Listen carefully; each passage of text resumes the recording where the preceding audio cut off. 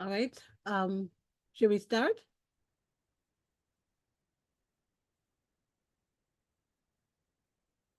All right. Just want to say a very, very warm welcome to everyone.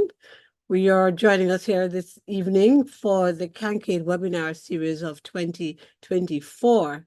And as you all know, because you're here, CANQATE is the Caribbean Area Network for Quality Assurance in Tertiary Education.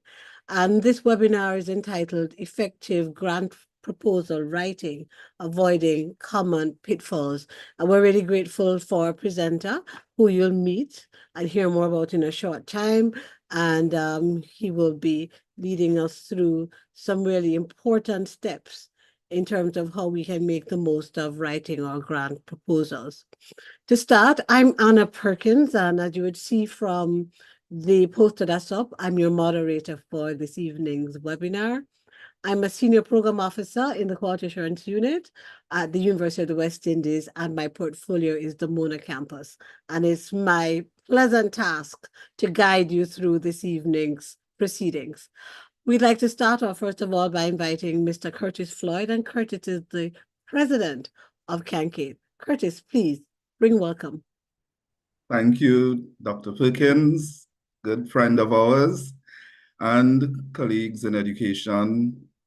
So good to see all of you. Welcome to this evening's presentation.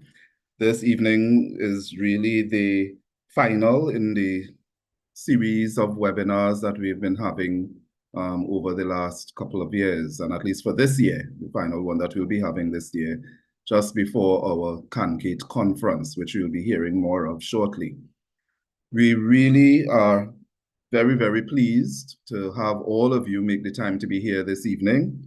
When I was inquiring earlier today, I understand that there would have been over 129 persons registered for the conference. And we know how it goes with persons trying to get home on an evening. So while we don't have that number currently, I'm seeing the numbers constantly going up. So by the time we're ready to hear the presentation, I'm sure that should have at least half of that number here. And this evening, we are really, really pleased to see some repeat attendees. I wouldn't say offenders, attendees. There are some persons who religiously support us, and we are really, really grateful to see you all here. And I want to express a sincere thanks to Dr. Stephen Boyce for agreeing to do this presentation for us this evening. I know that it is something that is of great interest to some of us, and I'm sure what we will learn this evening is something that we can take back to our other colleagues and the organization that we belong to, as well as other colleagues in tertiary education. I also want to thank Dr. Perkins for agreeing to moderate for us this evening. And I want to implore you all, for those of you who have not yet done so, to please keep close contact with the CANQATE website so you kept up to date in terms of all the different activities that will be taking place. This, as you know, will be our 20th anniversary celebration this year. And we have a few activities that will be taking place that we would want to engage you in. Some of it would involve you uploading videos and uploading narratives in terms of your experiences with CANQATE over the years. We really want to make this a fun, engaging, and memorable experience for all. But coming back to the focus of this evening, as we say, we have an effective grant writing proposal. And this is something that we all need to sit down, pay close attention, and take all the necessary notes. As usual, I want to encourage you to please ask whatever questions that you have to ask at the end, because we want to make this as meaningful and as fruitful for you as possible. So on behalf of CANQATE, we thank you all for supporting us in our webinar series, and we thank you for making the time to be here this evening. Do enjoy. Mr. President, thank you very much for those warm words of welcome. I now invite Jeremy Williams, the Secretary of CANQATE, to speak to us about the upcoming conference, which has lots of exciting programs and projects in sight for us. So, Jeremy, over to you. Thank you, Dr. Perkins. Good evening, colleagues. We're excited to announce Conference 2024. It's a significant milestone occasion for CANQATE. As Curtis sort of touched on, we are going to be celebrating 20 years of advancing quality assurance in higher education throughout the region. The conference this year will take place at the iconic Pegasus Hotel in Kingston, Jamaica, between November 5th to the 7th, under the theme 20 Years of Promoting Quality in Higher Education, Development, Impact, and Opportunities for a Sustainable Future. The event will be proudly hosted by the University Council of Jamaica. Prior to the start of the conference and the AGM on November the 5th, we will be kicking off with the pre-conference workshop on data protection, which will be led by Dr. Angelin, the Data Protection Officer at the University of the West Indies. The conference is going to be a unique opportunity for quality assurance professionals across the region to convene as usual, share ideas, best practices, and really do everything we can to strengthen the higher education sector within our region. In addition to the pre-conference workshop and a couple of tours that we have planned, we're also going to have a few plenary sessions by representatives from CHEA, the National University, and of course, UNESCO, looking at issues relating to research and analysis and policy analysis in higher education. So we're looking forward to welcoming you to the landmark event. Registration is now open, so please avail yourself of every opportunity. And we look forward to seeing you in Kingston, Jamaica. Anna, over to you. Wonderful. Jeremy, thank you so much. Guys, with an invitation like that, how can you not be there for that 20th anniversary conference? Thank you so much, Jeremy. We're now going to invite my friend and colleague, Mrs. June Beasley Holness, to give us an introduction to this evening's guest speaker. And as you will see from the notes that are up on the screen, June is a regional coordinator for CANQATE, and we do know she's also served CANQATE in other capacities in the past. June, please introduce us to Dr. Boyce. Thanks, Anna. Good evening, colleagues. It is really my pleasure to introduce our presenter this evening, Dr. Stephen L. Boyce. Dr. Boyce is a Barbadian who currently is in his 21st year with the delegation of the European Union to the Eastern Caribbean countries, OECS, and CARIFORUM. Dr. Boyce oversees education, research, youth, culture, and civil society initiatives. He leads efforts in policy development, program implementation, procurement, and monitoring, and serves as the delegation's communications coordinator. Oh, a huge portfolio that is. He has nearly 40 years of experience in education, covering teaching, instructional development, research, and leadership. His career spans high school, community college, and university levels, alongside consulting and managing education programs across the Caribbean.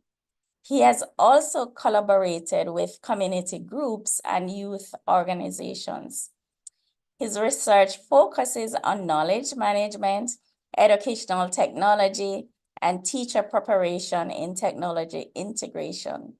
He has published many articles, children's books, text, and technical studies, while also facilitating workshops and presentations on various topics throughout the Caribbean and internationally.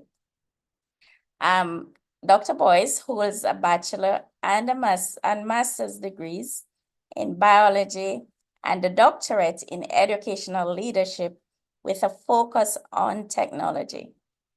Well, having heard his presentation at the HE Innovate workshop in Trinidad earlier this year, I have no doubt, I'm really confident in his ability to speak on this topic and really look forward to his presentation.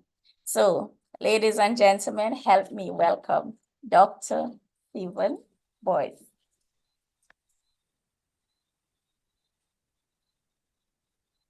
Thank you very much, June. If we could take the poster down and then invite Dr. Boyce to share with us his presentation.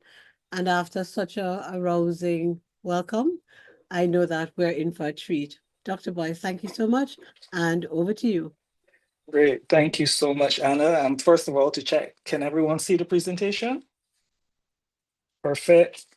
Thank you, Dr. Perkins. Thank you, President Floyd, Secretary Williams, and especially June. You know, quite often when you show up at events, you say, yeah, give me a call, and hoping that nobody will. But with June's persistence, very quickly I got the call and said, I would like you to do this. And I'm very happy to do it. Because the one thing I did not include in the intro is that I am a UE alum. And I spent the first part of my working years at CERMI. So I'm very much part of the UE family as well. So today, what I want to talk to you a little bit about is effective grant proposal writing. And we want to go down the road looking at an overall objective of how do you enhance, how to enhance your grant writing skills, and specifically to identify 7 pitfalls that you often encounter when writing grant proposals. And let's see how it is that we can overcome those. And we have just about 29 minutes in which to do that. So let's see how it goes. Now, you have 4 challenges when it comes to writing effective grant proposals. And I call these the 4 S's. You have to be strategic. And this is probably the most important S. You have to solve a genuine problem. Remember when I was doing my doctorate, I had a fantastic research design and everything. And one of the supervisors, she said, who cares? And that devastated me because I spent a lot of time working on it because it was a problem that I thought was important, but in the grand scheme of things, it was not a larger scale problem. So first thing, be strategic. Allow it to be scalable. Scalability is very important. And I'll give you a little hint from the very beginning. Let's say, for example, we at the European Union, we had 1.4 million euro to give out in grants.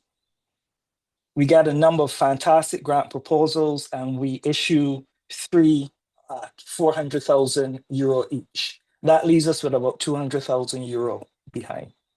If we find another proposal that we think is worthy, but could be scaled downwards to accommodate that 200,000, we might consider it. Alternatively, if there is one that is already getting that grant of 400,000, we're thinking there's a possibility that this can be scaled upwards. So you need to think in those terms. Has to be sustainable. So it's important that after the donor financing is gone, this program can live on. And that is something that many people often miss. And then finally, and the most important challenge is that you need to keep it simple. Assume that the people that you're writing for don't necessarily speak the same English that you do or have the same level of comprehension that you do. Write it that someone can actually understand it. So these are the first 4 challenges that you need to overcome. And why? Because half of many good proposals are rejected outright. And there's no guarantee that even if you have a great proposal, it's even going to be financed. And sometimes it can be the simplest thing by having a poor presentation or a late submission that ends up with your proposal going into the scrap heap. Now, the first thing that you start with is a very effective title. And many people miss on this. You need a title that captures the attention, reflects the overall tone of the proposal, includes keywords, including keywords that are pulled from the request that has been issued by the donor or the grant agency, and it should in a little bit predict what is going to be the content. Now, the mistake that many make, especially academics, is that you assume that grant rating is the same as dissertation or thesis or report rating. It's not. So you tend to do a mismatch of very academic rating with references and in-text citations, etc., and not enough of a narrative that is saleable to the donor who is financing it. So sometimes you need to step back a bit and come up with something that's interesting. Come up with something that is catchy, but it's not ridiculous. It's not innocuous. It doesn't have a strange acronym when you're finished. So let's say, for example, someone decided, I want to do a grant on, and I want to call it the Caribbean Regional Accreditation Program. If you take the letters from there and you come up with an acronym, the acronym spells CRAP. And then you're looking at, the person is looking at the proposal and saying, do I really want to fund a proposal with this kind of acronym? So think of something that can be short, something that can be snappy, something that you can get your point across. So this brings us to the 7 common pitfalls. And I chose 7, I could have called this, the 7 deadly sins of proposal writing, but I thought let's go with the pitfalls instead. First would be guideline gaps, where you ignore instructions for the proposal writing. You have an unclear problem statement, so you end up with problem puzzles. There's objective obscurity, where you poorly define the objectives of your proposal. You may overlook the specifics or the clarity, so that leads to specificity shortfalls. There may alignment aches, and alignment aches is one of the critical ones, where there's a poor alignment from your problem right down to your indicators. Quite often programs fail because of poor financing. And then sustainability snafus, serious issues in terms of understanding what the overall impact will be. So let's start with a simple scenario. The background is that you have a leading educational foundation that is looking to support training in terms of integration of artificial intelligence into the teaching process. Okay. So the goal is to try to advance faculty proficiency in AI tools, improve teaching and assessment methods, and establish a scalable, sustainable program that would allow you to do that. The main detail is that this grant is going to be for upwards of €400,000 for maximum duration of 3 years, focusing on faculty development. You must have a Caribbean institution along with a member state from the donor organization. And it's going to be a 2-part exercise. First will be a concept note, then there will be a short listing of the concept notes, followed by submission of a full application. So let's see how the pitfalls would apply to this scenario. First one is guideline snafus. And here you can see some of the challenges. The proposals don't align to any national goal or donor priority. It's going to get rejected. You need to understand what the donor is really asking you for and see how your proposal aligns with what that donor is asking.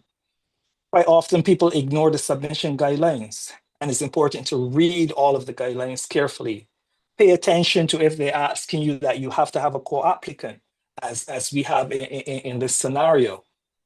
Remember, every donor agency has slightly different rules and processes. So just because you've been awarded a grant for one agency, it doesn't mean that the same rules are going to apply. Check that all of your annexes are included. Yes, there may be time that we can ask for 1 or 2 additional documents, but let's try to avoid that. Do simple things like, if there is an information session, attend it and use that as your first opportunity to ask questions. Usually there's a deadline for seeking clarification on particular aspects of the call. Take advantage of that. Do simple things like confirming what your time zone is. Quite often people, tenders are tossed out because they've arrived a minute late or 2 minutes late or in a different day or different place altogether. Think about the delivery format. If they ask you to submit in PDF, don't submit in Word, don't submit in Excel. These are simple things. And always check the website to look for if there are any updates, because sometimes that may indeed happen.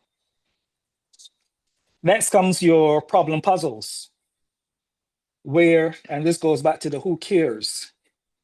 Reviewers may not always understand your specific need for urgency, or you may not be very clear in terms of who your beneficiaries are. You have not done enough engagement with your stakeholders.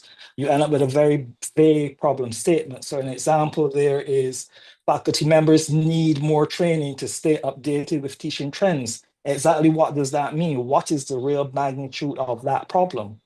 A better statement might be 70% of your faculty at the Mona campus in Jamaica report lacking skills to integrate artificial intelligence. So you have to back it up with the necessary evidence. One way of getting around this is to use either what you call a 3 whys principle or to use a problem tree.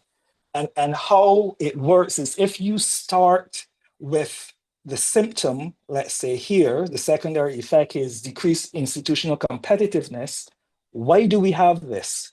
The potential options: outdated teaching methods, inadequate assessment techniques, reduced student engagement.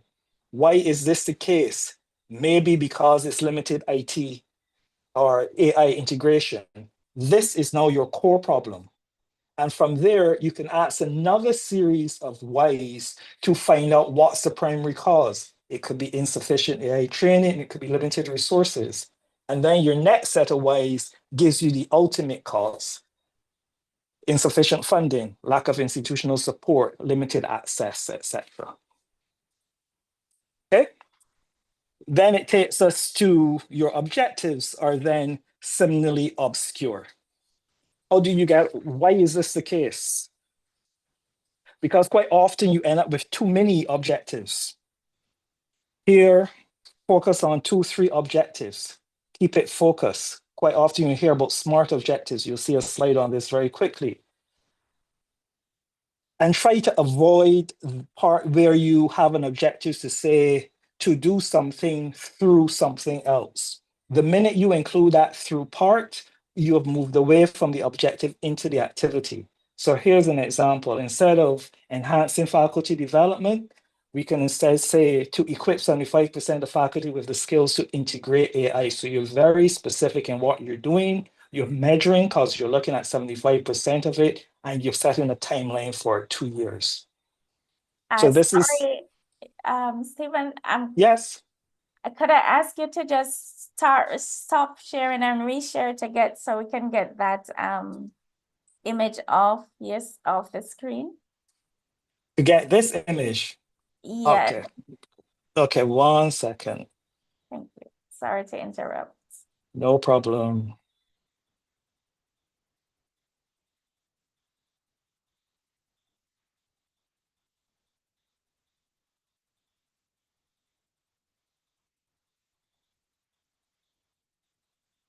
And you want this image gone. It's better? Yes, that's better. Thank you. Okay, Yeah. perfect. Alrighty. So here we're looking at your goals, your objectives need to be SMART. So they need to be specific, measurable. So some kind of a timeline. They need to be attainable. It needs to be an objective that you can attain yourself. It needs to be relevant, and it needs to be time bound. Wherever possible, you try to ensure that these are linked to your sustainable development goals or a related benchmark. Okay. Next key one is specificity. And this is the yin and yang part of it. Either you end up with a proposal that is too specific, or it is too vague. And you need to be able to strike a balance between being too vague and being too specific or being too detailed. this isn't an exercise to overwhelm the reviewer with your knowledge of rating proposals or the particular sector or what have you. So you try to be as focused as possible. You can back up your knowledge set with your references that are usually required at the end of as one of the annexes. So what you try to do is prioritize your key actions, making sure that they're lying along the way. Make sure that you offer clear and specific guidelines that look at the essential activities, and you use specific language without a lot of jargon. And one way of doing this is by using a solution tree, which I'll show you in the next slide. But here you're seeing an example of the two mistakes that can be made. We will offer AI training that tells us nothing, or you can make it as detailed as possible. So here is a solution tree. And you can see from the solution tree is really a flip of what is happening with the problem tree. And that is, this is the problem tree, this is the solution tree. So this is going from your ends. So if you start at the end, this is your goal or your impact. So your goal here is to enhance the teaching and assessment through AI integration. You step back from there and you develop your objectives or your outcomes. That leads you to your result, okay? Or your outputs. Your outputs are facilitated through a set of activities, and each activity can come with sub-activities or particular options. And these would be your means. So it could be through buying equipment, it could be through creating an online platform, a peer support network, or what have you. So the idea is to be able, with your solution, to move from your means right the way to your ends, from your options right the way to your goals. Now, quite often you end up with a whole set of activities, and you need to be able to determine exactly what are the prioritized activities. And this is a nice quick matrix that you can use. It's called an impact effort matrix. So on the x-axis, you have your effort. So you're going from low to high effort. And on the y-axis, you have your impact going from low to high impact. And what you do is when you decide these are the activities you want to include, you figure where they fit in to each of these quadrants. And what you are really aiming for is to have as many in here as possible. These are the quick wins. These are the things that will deliver high impact but have low effort. You have one or two activities in here. These are your major project activities. These will have your highest impact and your highest effort, but you try to avoid in here.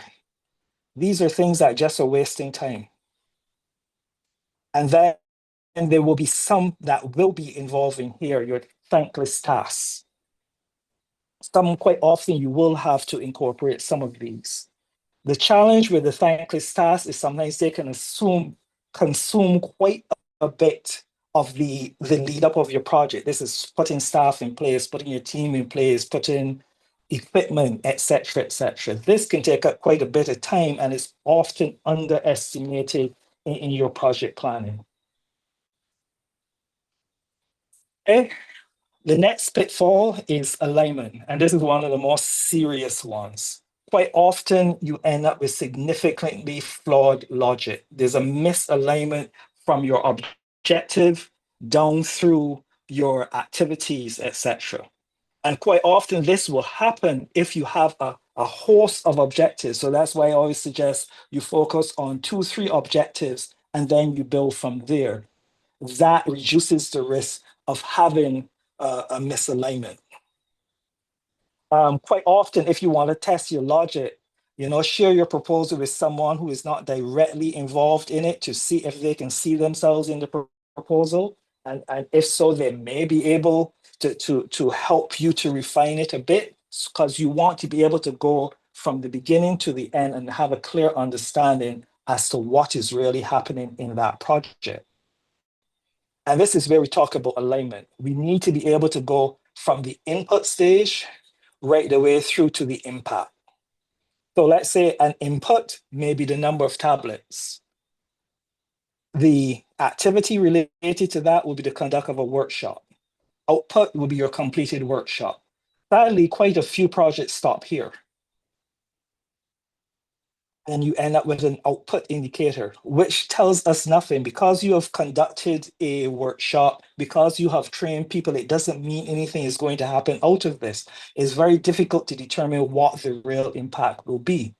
So often you have to move to the next level, which is looking at your outcomes, which could be improved knowledge. So if you have faculty with improved knowledge of AI integration, maybe then you can move to the level of impact, which is looking at increased AI integration. An easy way of doing this is with the logical framework. And this is often required. If you're submitting a proposal to the EU, you would usually ask for a law frame to be included. And the law frame is a nice way of laying out the various components, your impact, your indicators related to that, how will you verify it, and any assumptions, what the outcomes will be based on ensure you have that impact, what the outputs will be, and what the activities will be involved, and the means that you're using, what type of equipment, what type of training do you need, TA, etc. And one nice trick is if you start with the log frame. So before you write a lot of the other narrative, start with the log frame, see how the pieces come together. And once you can have them fitted into this particular matrix, then you can work backwards and expand on each of the activities. Okay, moving swiftly along, we get to the next pitfall, which is budget blunders. Poor financial planning can really cost you a good proposal. I tell folks quite often when we're looking at a proposal, we look at the top of it. Well, first we look at the title. Does it capture our attention? We look at the initial concept. Is this interesting? We flip to the log frame. Okay, this is how the pieces fit together. Notice I haven't mentioned that we are actually reading the detailed document as yet. And then we'll look at the budget and see how does the budget match with what it is that you've said in the log frame and the other pieces. And at that point, then we go and we really dig and see what the details are. And some of the things we look for is how much you are allocating to your administrative costs and your overheads. Quite often, this goes upwards of 40, 50%. And we ask the question, if you're spending this much there, how much are you spending on the actual activity? Another huge mistake that we make, that we find, is that people try to look at the real minutiae. They look at, if you're doing the training, they talk about the number of pens, pencils, pads, etc., as opposed to giving a unit cost, a per participant cost as to what this training would be like.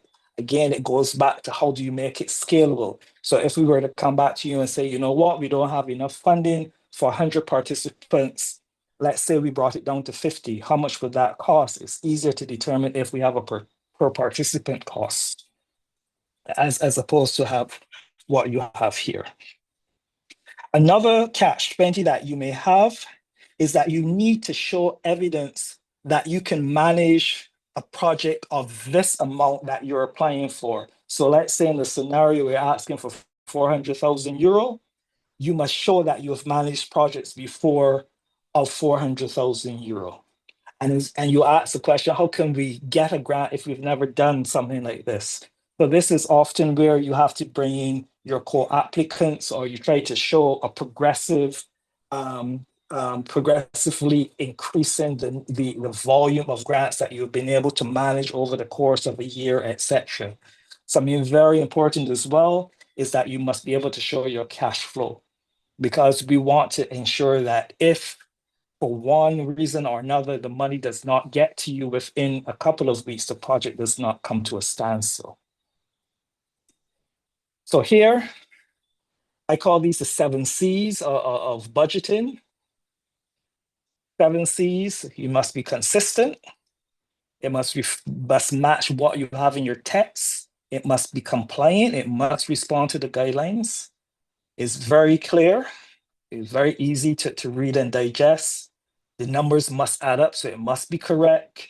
It must be convincing. It must show that you can deliver the results out of the budget that you set aside. It must be coherent, aligning with your work plan, and it must be collaborative. And a key thing here to note is that quite often donors are not going to provide 100% financing. So look very carefully at the level of finance that's being provided and show that you can match that co-financing amount. And here is an example as to how those costs can be broken down, either in a spreadsheet or a template that's provided by the donor at the time of the call for proposals. I'll just let you look at this for a quick second because it has some mistakes in it. So when we get to the Q&A, or you can put in the chat what you think the mistakes are. This also checks to see if you're really paying attention.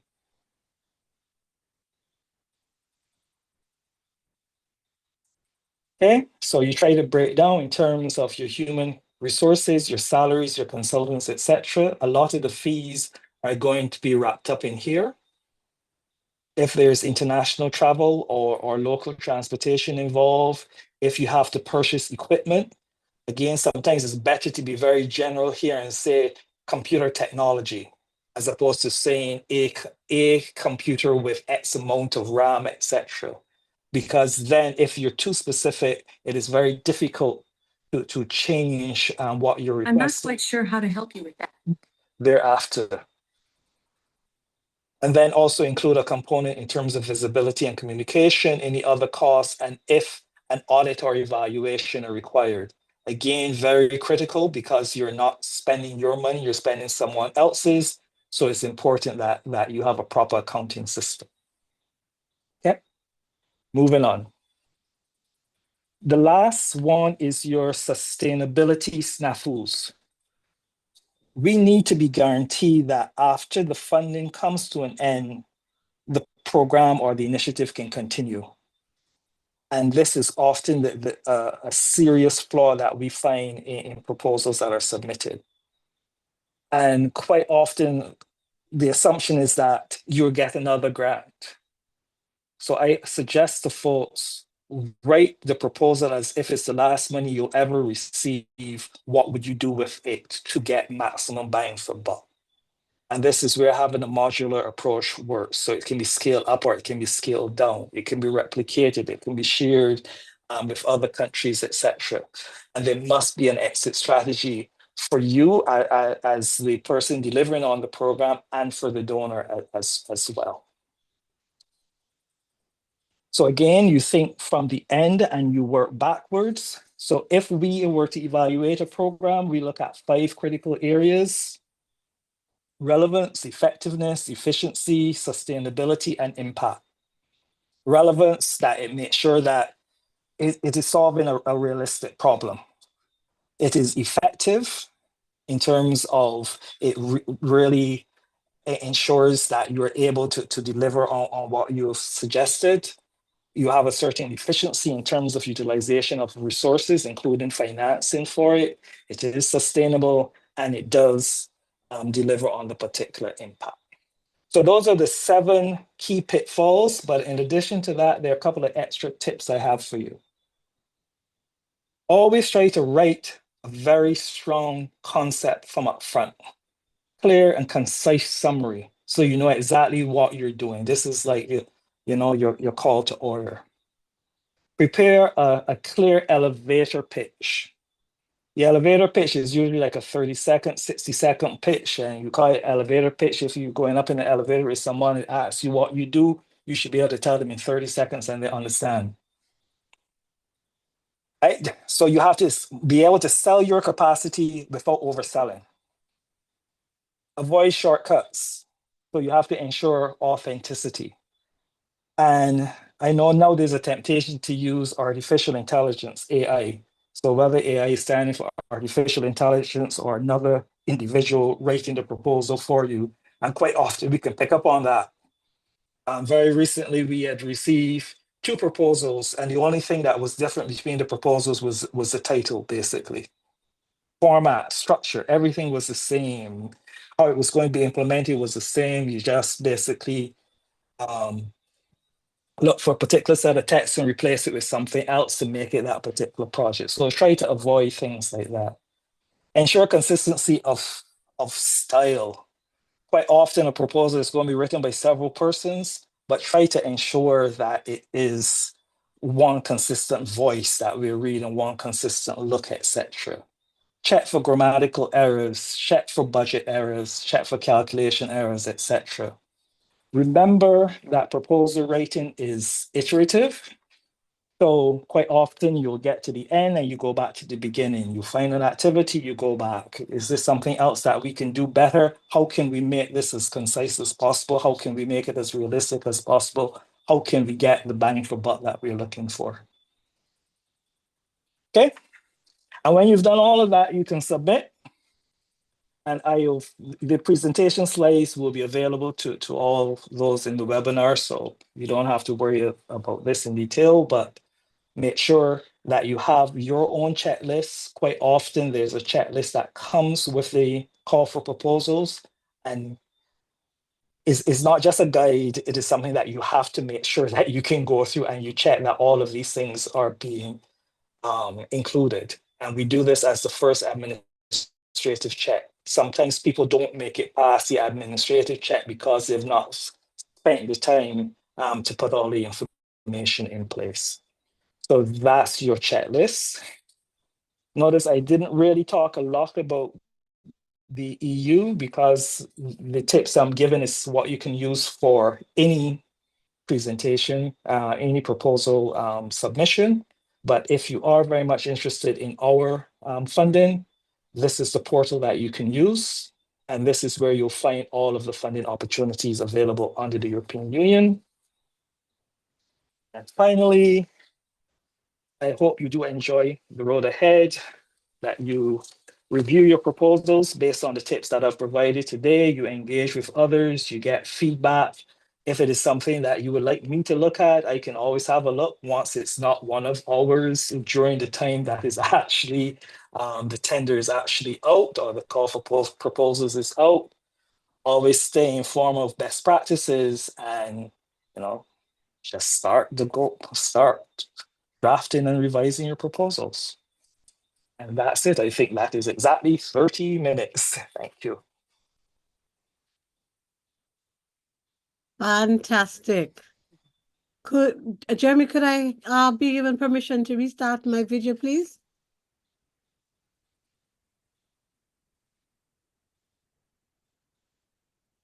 Could you restart it for me? In the meantime, while we're getting that all sorted, just to say thank you very much, Dr. Boyce, Stephen, for such an excellent presentation. You crammed so much wealth and richness in such a short time. So you basically just tickled our fancy, and I suspect we're going to have to ask CANQATE to have you come back again. But in light of all that you've shared with us, what I saw, what I heard, what I understood, there was a lot of resonances for me with regard to my quality assurance processes.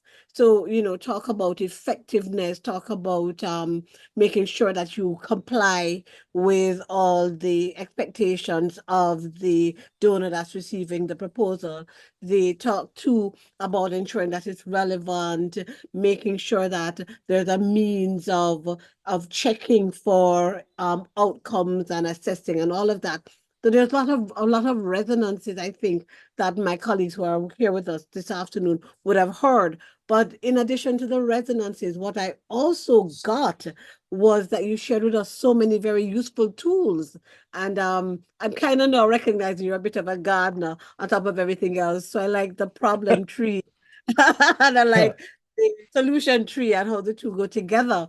So, just being able to get a sense of what the core problem is, and then how do we get to the end to solve that problem, and so on, all the different pieces that go with it. So I really recognize that there's a lot that you've shared with us, and for everyone else here, I'm really, really grateful.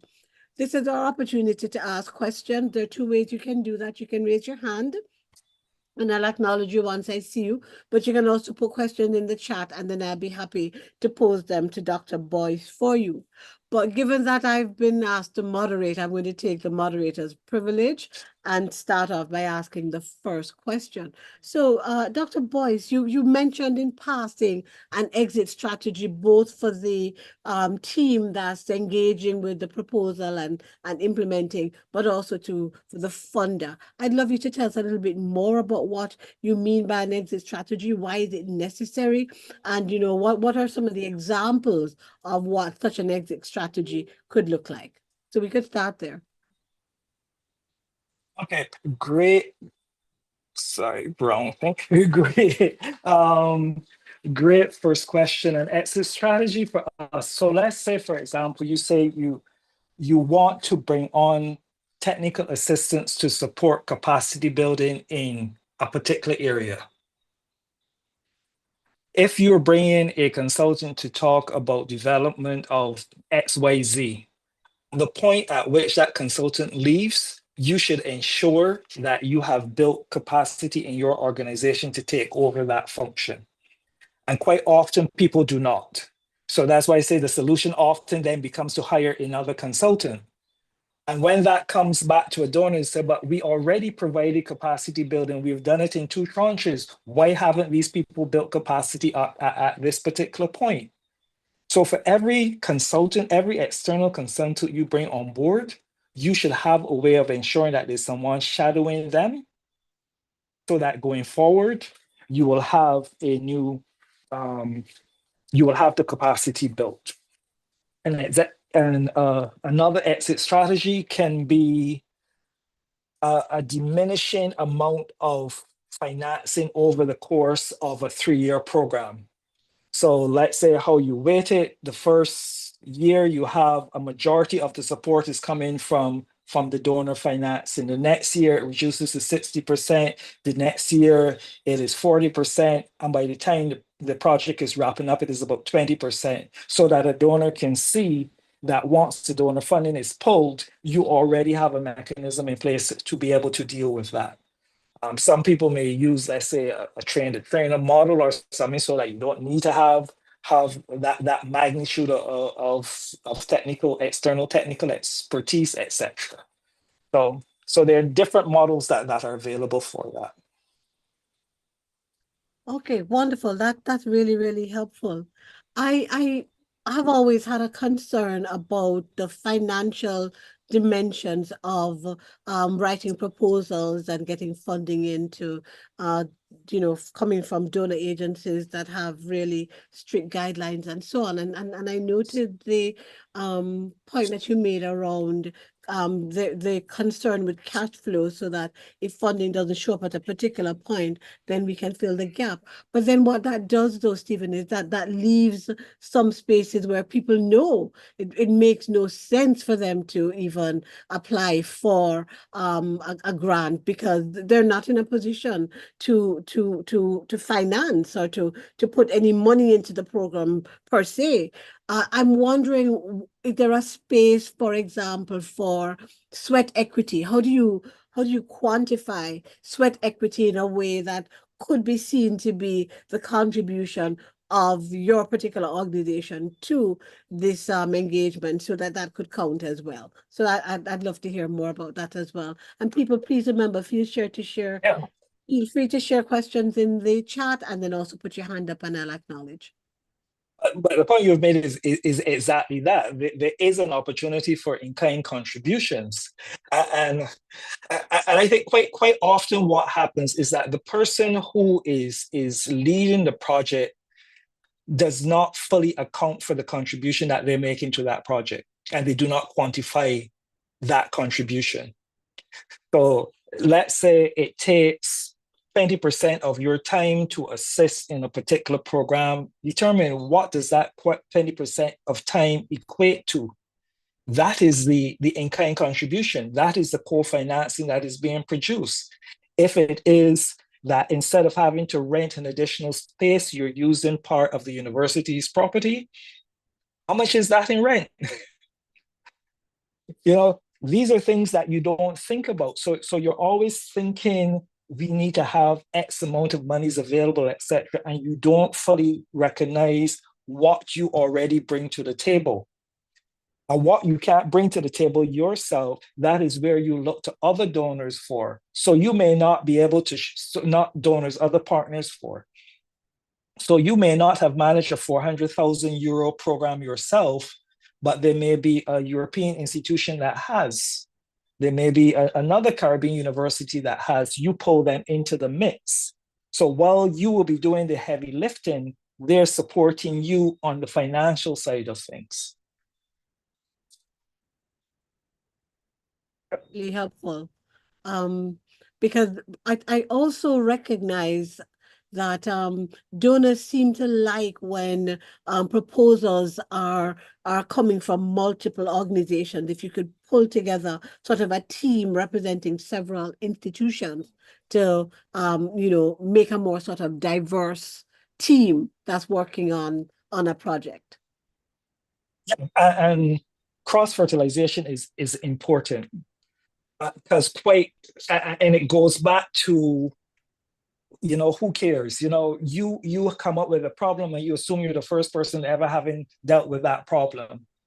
And you're starting from step 1 or step 0, whereas there may be another university that's already gone through that exercise and they're able then to start a step ahead of that. So let me give a practical example. When we were developing, and this isn't through a grant, but this is through typical donor finance, a donor project. We were looking to develop a national qualification framework for 3 different countries. The first country, we provided the bulk of the resources because that was the real heavy lifting. A lot of work had not been done on the qualifications frameworks, etc. So we were able to put the resources to get the groundwork done. Once that was done, we were able to share that information with the second country. So the amount of effort, resources that we had to put in that was a fraction. When we got to the third country, we were able to share the results of the first and the second, and we didn't need to bring in any additional resources at all. It was something that could be done in-house. But quite often you do not have that level of collaboration, so you're always starting from scratch. And what we're saying, there are other agencies out there, there are other institutions out there that have walked the walk before you. Find out who they are, collaborate with them so that you're always stepping ahead. I know, and I think quite often in the Caribbean, we think we always have to be the one reinventing the wheel instead of recognizing the wheel has been invented. And instead of taking the next logical step, sometimes it's necessary to take a leap. And it's not necessarily a leap of faith because you're doing the research that has gone into it. So you recognize, so when we talk about filling an academic gap, we think about, you know, making another step as opposed to realizing a gap could be a small gap or it could be a chasm. And sometimes you need to find a mechanism to jump across that chasm. Because if you don't do it well enough, you will fall into the gap that many others have done before. Stephen, I feel like I have a myriad of questions to ask you. I don't want to hog the show. Colleagues, put your questions in the chat or raise your hand. We really would be happy to have Dr. Boyce engage and answer from his wealth of 40+ years of experience.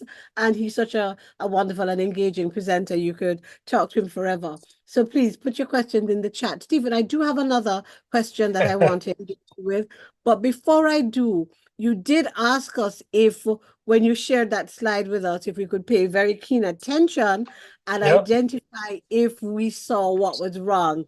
I have a thought, but it's not for me to say. How do you want us to tackle it? Do you want to back up and then have people look again, or do you want people to take the leap of faith and let us know what they thought they saw wrong? Take the leap of faith. Take the leap of faith. June, are you leaping in faith? You're a Okay, woman I'm of taking the faith. leap Come on of to faith. camera and let us see you and let us hear you. Yeah. Actually, I'm taking the leap of faith because it's funny because I was just about to do the raise hand to ask that question.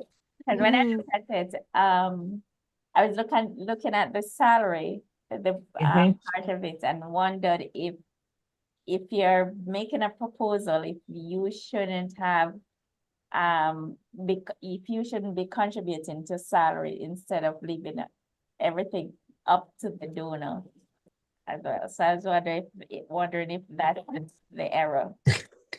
Um, this is where I go to teacher mode and say, that's a good answer. Not the answer to this question, but it's a good answer. All right, June. Good answer. Who else Good wants to answer. challenge Dr. Boyce? Did you see what he put in there to trip us up? Come on, all you brave souls. I mean, we didn't get a whole lot of time to look at it, but did anything strike you? Something struck me. Yes. I don't know if I'm wrong. I suppose it may have to be posted up again so that persons Yeah. can take a Well, look at it. I see what? Ija, John, an error in the travel calculation. Yep, that's one of them. Right, because Because was there an issue with the addition on the far right column that it was like $1,000 off or something? Is there something off Yep, with the that's the other error. I saw that one. All right, come on, guys. All right. There's more stuff. See, So Chris this is good. So those were the two key errors. So here it is with the travel. There were 4 international trips that were included, but the calculation was only for 3. And then in the total row, it's 1,000 off. So people probably just did, okay, 82 and 85 is 87. So it's 87,300. And you didn't realize that 800 plus 500 is 1,300 as opposed to 300. All right. And you see, But- math is not usually my strong point. No, but you see, but this is important because when it comes, we have to check the budgets. Mhm. And if there's an error in the budget, we can't make an assumption. So from here, we don't know if it is that the intention was 4 trips and that's the error, or if it was the error in terms of the addition. So what happens? If it's a really good proposal, we are going to call and ask a question, can you kindly clarify this for us? Mhm. Right? You don't just toss it aside. We don't toss it aside if it's a really good one. But Okay. no, if you are submitting from a quality assurance professional and you're Mhm. making these kinds of mistakes, people will go, I thought their focus was on quality. So we're not necessarily thinking in terms of how we're quantifying the quality aspect of it, but we're saying you're not paying enough attention to detail. And if we see enough of these errors, sometimes, it's like, you know what? This is trouble, that potential trouble. And if they're having problem in just submitting a budget that they've had time to work through, when we give them the resources, how are we assured that they will not make those kind of errors as well? Okay. Thank you for that. So colleagues, remember, maintain quality. Go ahead, Stephen. You're putting something up there? Were you putting something up for them to see? No. No. I mean, this was it here with the errors highlighted. Okay.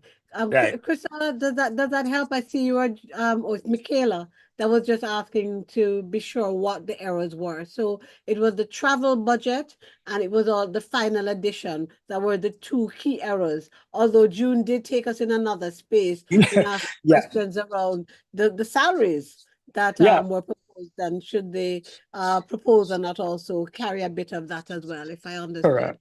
And June's point is quite valid. And that is something that we would definitely look at as well. Because if you can show that you are taking part of the salary, you already considering your in-kind contribution in a more significant way. And that already starts speaking to the overall sustainability. Because in the current one, all that is being picked up is a couple of utilities and a little bit of other costs, which is neither here nor there. Right. We have a question in the chat, Dr. Boyce. It's coming from Anne Marina, and she's saying, how does the EU view medium-sized private institutions applying for funding, particularly if they've had no prior experience in managing grants, but have identified real problems that need to be addressed? We don't really discriminate per se between public and private, but this is where you would definitely need to have a partner institution working along with you, because we're not going to give a grant if you don't have a track record of managing a grant before. Mm-hmm. It is too big a risk. And I hope that answers your question. So Dr. Boyce is reiterating that there needs to be a track record of having received and implemented grants before in order to be considered for grants. So this is where we really should partner. So for example, UWI has quite a bit of a track record in that regard, and we're always looking for and happy to partner. So if it is that, you have some projects in mind, reach out to us. We'll be happy to join forces with you and to put some grants together. Yep. Mm-hmm.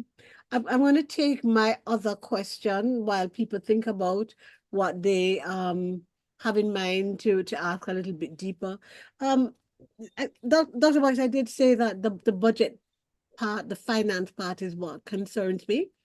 And I'm thinking through the issues that many of our institutions have, including public institutions that are government funded. And we recognize that we're grossly underfunded. And so what happens, or what can happen, I'm not necessarily saying that this is the case, but what can happen, and I'm thinking of another project that I've been involved with, not having to do with UWI, but between two sort of institutions from the South.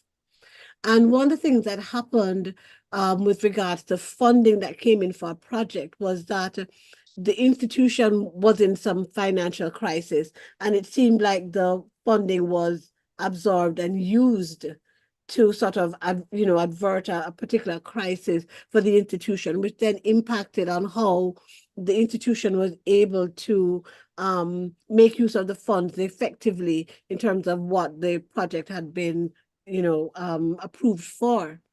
What does a donor do when an institution does not use the funds in the way that they've been signed off to do, and the project gets implemented, but implemented sort of part way, not as well as it could have been implemented because the funds were not able to be used in the way that they were written up for? Well, that's very simple. That's where the audit and the evaluation component comes in. Mm-hmm. So it's not a case where we give financing or any donor gives financing and just walks away.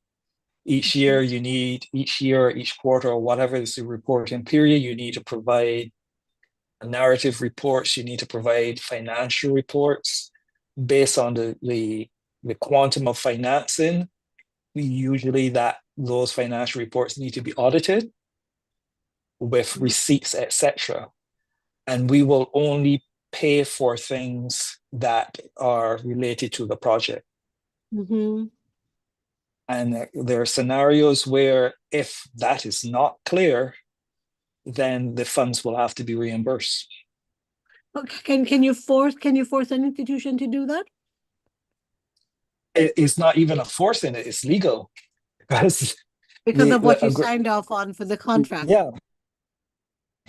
Correct. A grant contract is a legally binding document. So therefore, there's a responsibility on both sides, a responsibility for us to pay and a responsibility for you to deliver on what you have been paid for. Would it be telling tales out of school to ask you if, and Curtis, I see your hand. Have you heard of donors that have found themselves in situations where they've had to go after people that they've donated, disbursed funds to, and there's a recognition that the funds were used properly? Yeah, I think there's several examples of that. And And each organization like ours, there's the accounting and the auditing function at the organizational level in terms of the beneficiary organization. There's an external audit, and we do our own checks and balances, and we have a hierarchy to report to as well. And there are additional checks and balances that are put in place. Mhm. Because I think what people don't realize is when we say grant, quite often people say it is free money, but it is not. It Yeah. is it's taxpayers' money. So there's an accountability Mhm. from the top to the bottom, Mhm. right? So it is so Can I press you? Go. Can I press you? What happens if Yes. the donor agency is a donor agency in the north, say in the UK or in Europe somewhere, thinking about historic crimes around matters having to do with enslavement and so on?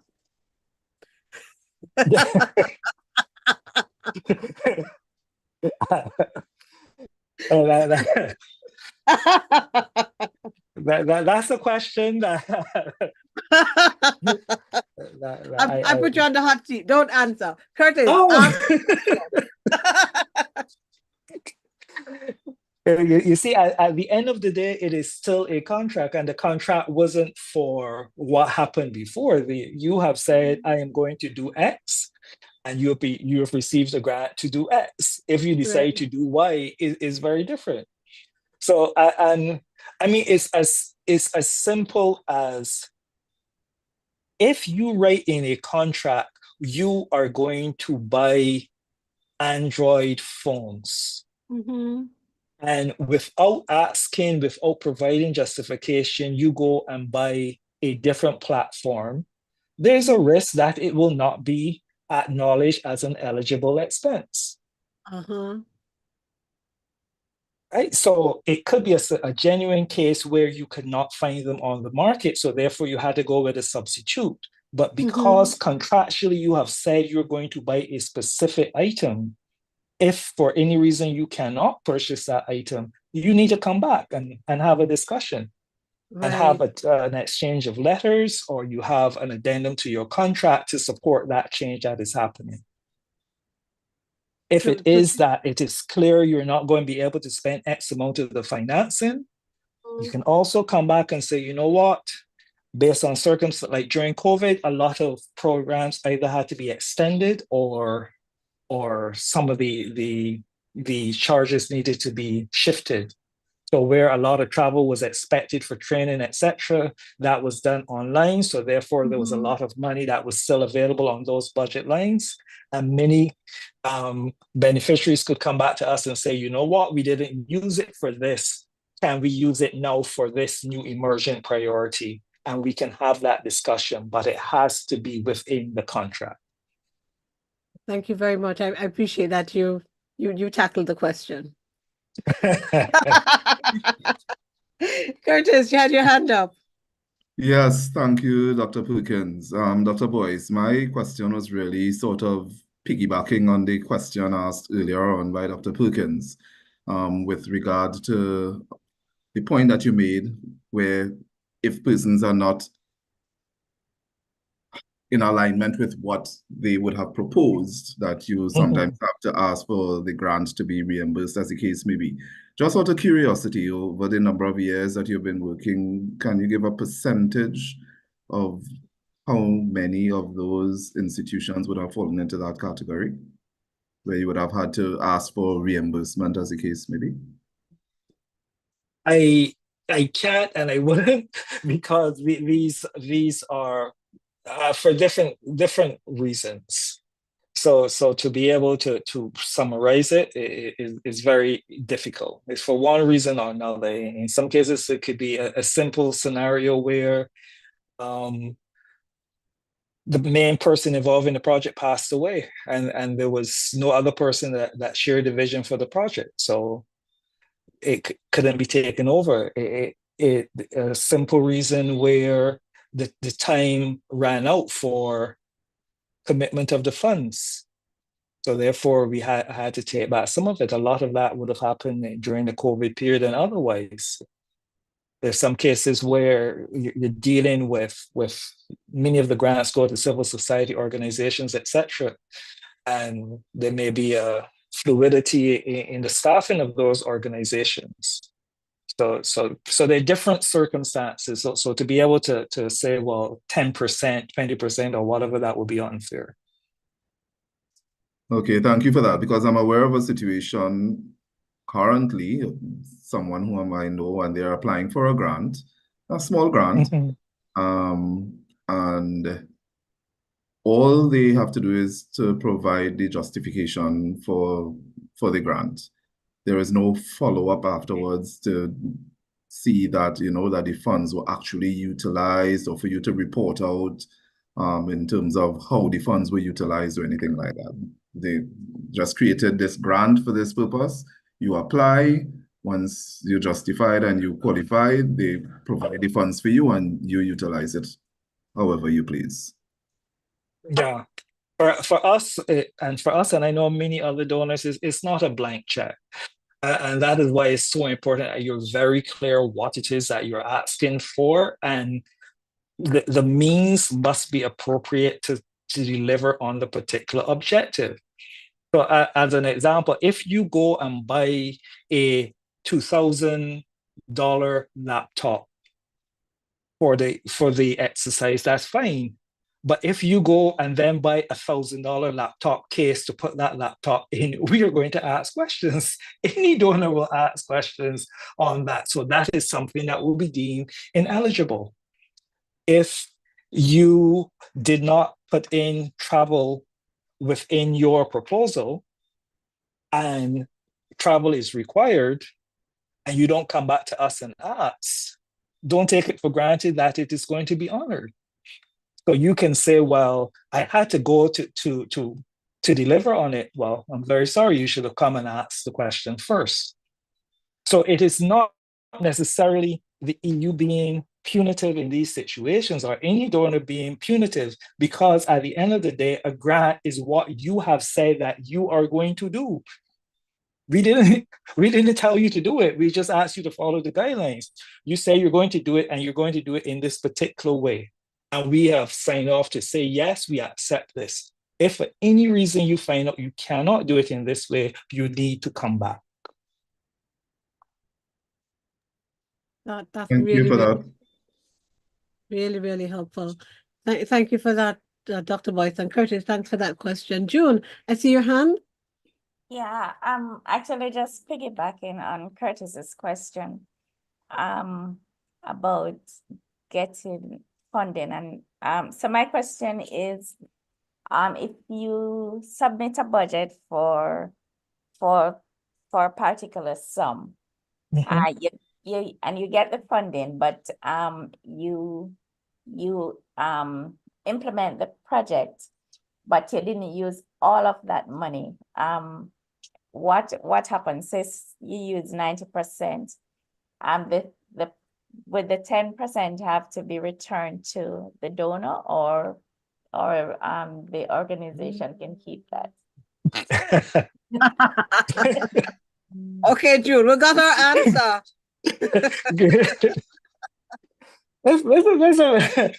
That is a very good question, June, because quite often people make that assumption as well. Because again, a grant is not your money. A grant is the money that the donor has provided to deliver on a particular set of objectives. If you are very prudent in terms of your financing and they are lower expenses, then the gains go back to the donor. Unless you come and say, you know what, we were able to execute this activity for €1,000 less. Can we use this money for something else? And if we agree that that supports the overall objectives of the program, we will sign off and say yes. Because for us as well, we want to make sure that we maximize on the money that is being provided. And quite often that happens. And it's not just in small grants, but also in large scale projects as well.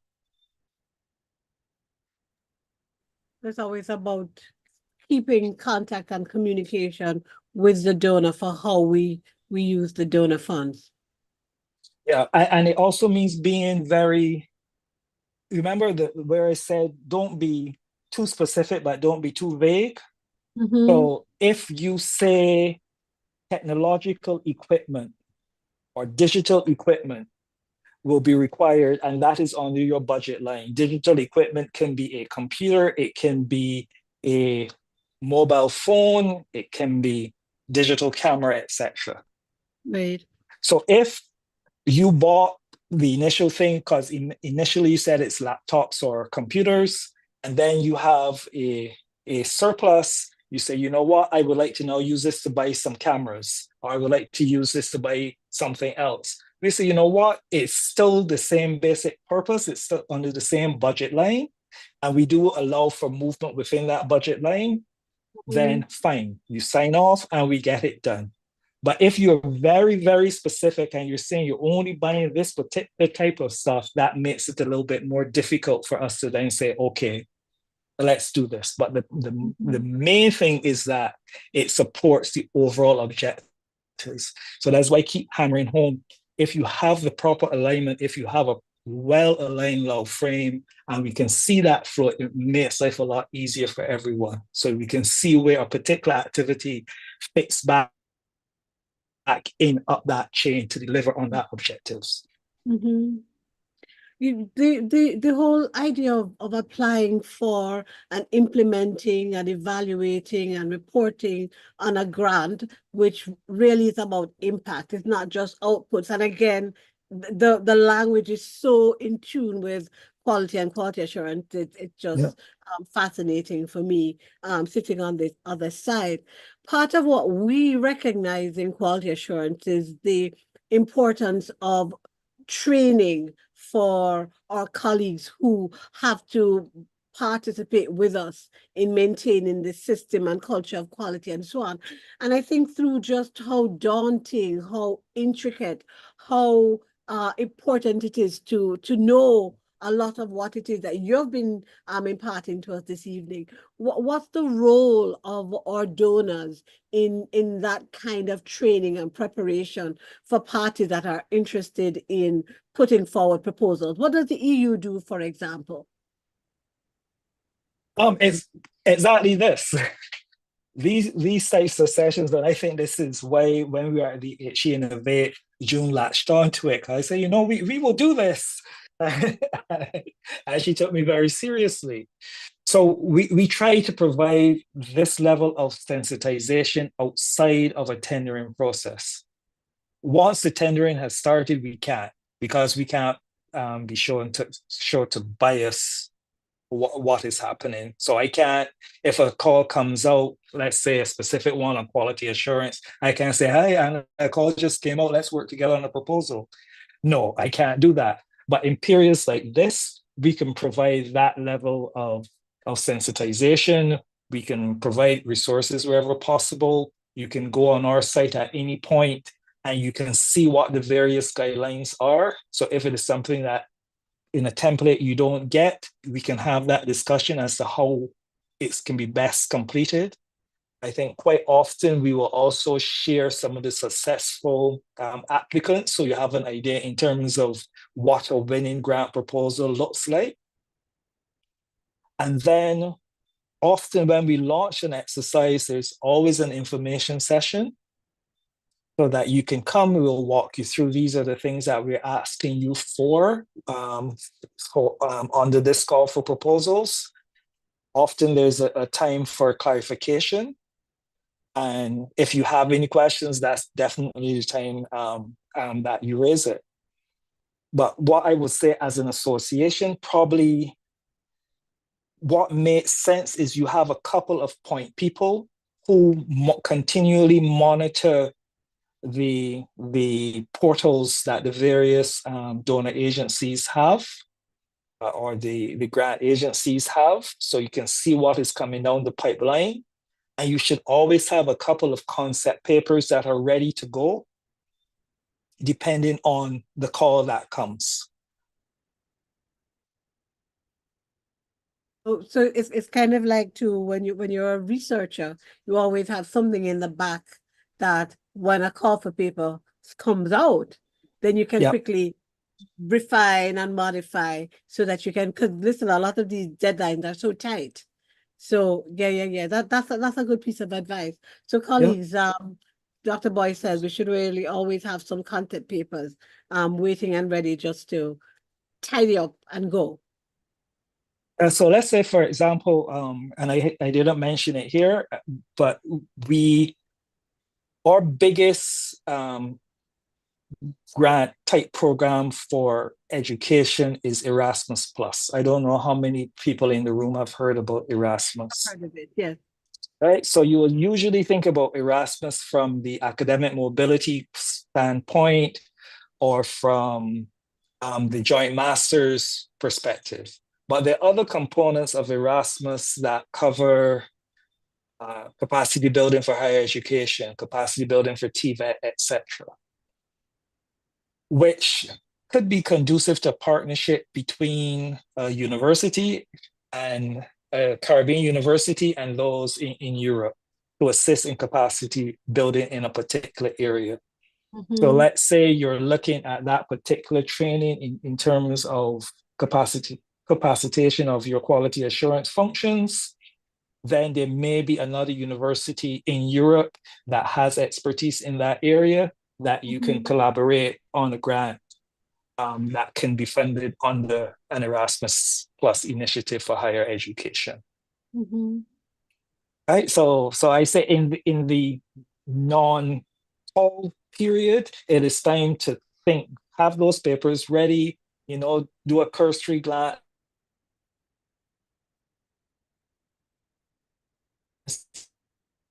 I'm not sure if it's me. Dr. Boy seems to be frozen. Is it me, I Curtis? think it's, no, I Yes, think I experienced it on my end as well. Wherever Yeah, your he's agency, freezing. that is. Okay, great. We're running out of time, colleagues. Yeah. I think we just have about 5 minutes left. So Curtis, please, I'll invite you to ask perhaps what could be our final question. Well, very, very quickly, I think that the discourse that we had for the last 5 minutes would have really fallen into the garden of what I wanted to ask, or at least to proclaim. And I think that Dr. Boyce made it clear that we have to look and see what is available, because I was thinking as a direct impact coming out of this presentation this evening that CANQATE should make itself available to access one of these grants for exactly what you're saying here, for education, and something that could benefit our constituents. So June and Jeremy, we'll continue to explore that. The president has issued his directives, June and Jeremy. yes, Mr. President. Dr. Boyce, we'll give you the last word. If there's anything you'd like to say just to wrap up what's been a really excellent presentation and a really excellent engagement that really certainly got me going. I say, first of all, thanks for the opportunity. Thank you, June, for persisting. It's nice to meet the entire team. And I think what you're doing is a very worthwhile effort.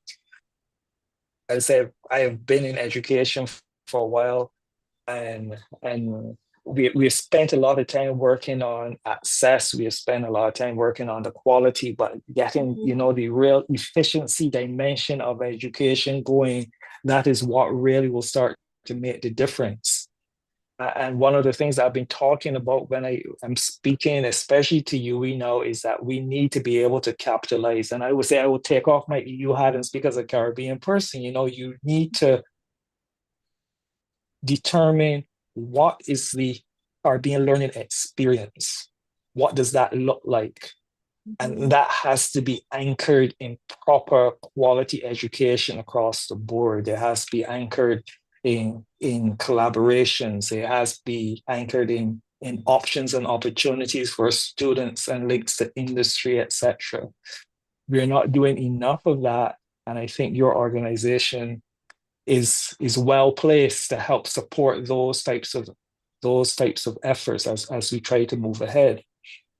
It would be nice if I could come to you and say, I have X amount of euro to be able to give you, but I can't, but it's part of an overall transparent process. But hopefully if you capitalize on these types of opportunities, and we can come and we can do another one, we can go in a little bit more detail. People may have specific questions, and we can do that. We can have an exercise where we can walk you through what an EU proposal looks like, and we can go through that nitty gritty, etc. So we are available, as I say, once it's on the outside of a grant call, and I will make the presentation available. I will share it back with June to share with the participants by morning.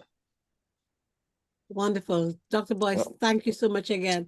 Colleagues, please open your mics with me, touch your reaction buttons, and let's show Dr. Boyce how much we appreciate him taking the time with us, spending, his evening when he could be doing something else, but giving us such a wealth of information and really making so many of us excited about what the possibilities are. So please join me in giving him a hand, give him a reaction, cheer, and so on, and just let him know how appreciative we are.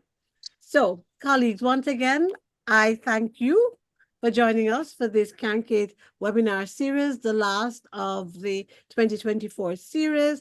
We thank our presenter once again, Dr. Stephen Boyce.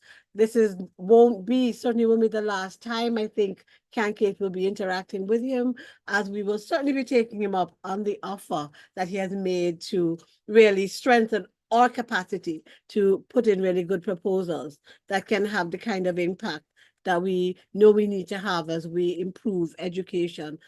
And we're committed as members of CANQATE to delivering quality higher education in the Caribbean. So once again, I thank you all. I thank June, I thank Curtis, I thank Jeremy, and I thank all of the CANQATE team for working to pull this together. And I thank you all for joining us for this afternoon's presentation. Blessings to you all and have a good evening. Thanks again. Good night. Thank you, Anna. And thank you, Stephen. And be careful what you offer, because we will take it up. Just doing my job. I say